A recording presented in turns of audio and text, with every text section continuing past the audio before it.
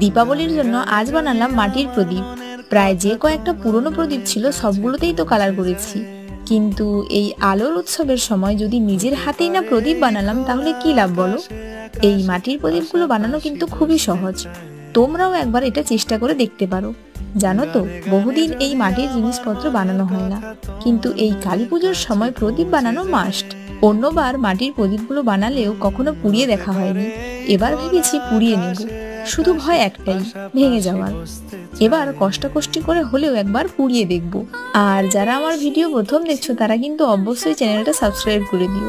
যদি কেউ ইনস্টা থেকে দেখে থাকো তাহলে কিন্তু ফলো করতে ভুলো না। এদিকে আমি একে একে সব প্রদীপগুলো বানিয়ে নিলাম। এখানে মোট আমি 16টি প্রদীপ বানিয়েছি।